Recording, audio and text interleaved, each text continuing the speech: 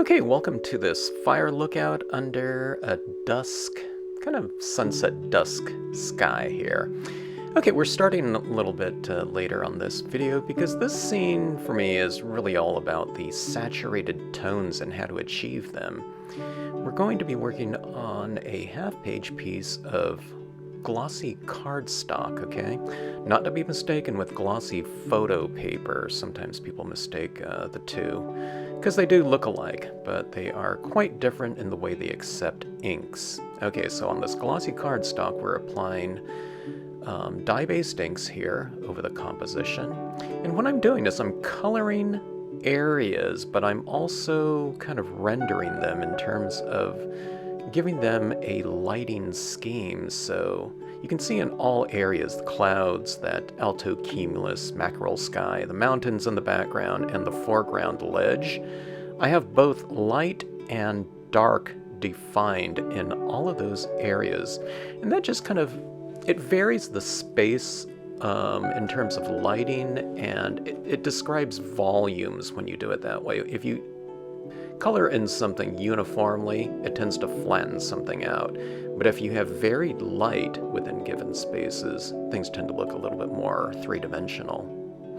Okay, so I'm working through a range of tones, and we're doing it in a sunset kind of color scheme: yellows, oranges, reds, browns, and we'll go into some pink, but pink overlapping yellow reads more as orange. So you can use all kinds of different color schemes, and if you don't have certain colors, you can use two different colors to kind of blend. They're optically blending, they're not physically blending on the paper here.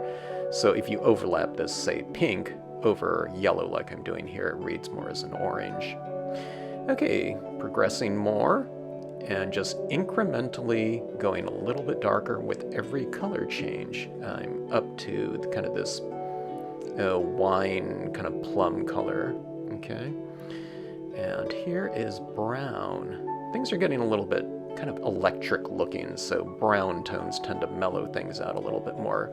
You get the benefit of the color and richness, but it doesn't look so, vibrant and hot, distractingly hot almost. So brown tones tend to be a nice, kind of mellowing element in here, color. All right, so this is the brown, and I did stamp a lot of the different imagery in brown in terms of the sky figures, okay? So we're going with a kind of a monochromatic overall color scheme. I could have colored those rocks a different tone than the sky, but here I'm just kind of, with my color scheme and method of coloring here, I'm saying that essentially that warm light of the sky is reflecting off of the rocks down below, coloring them.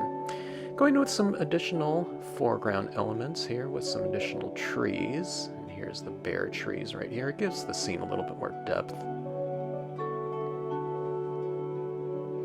And going into the scene with a extra fine acrylic paint pen and giving it some nice little details. We have stars in the sky, going with some nice light, kind of airy white pigment ink here into my illuminated areas, making those areas seem a little bit softer.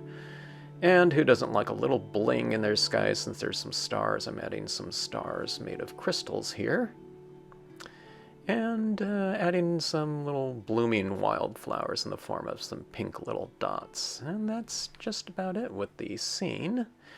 And we'll format the scene here with a little bit of matting, with a little white and gold here. And I stamped that dusk up there in the corner. And we get a nice, rich, deep, saturated scene like that. Hope you enjoyed it. Thanks for watching.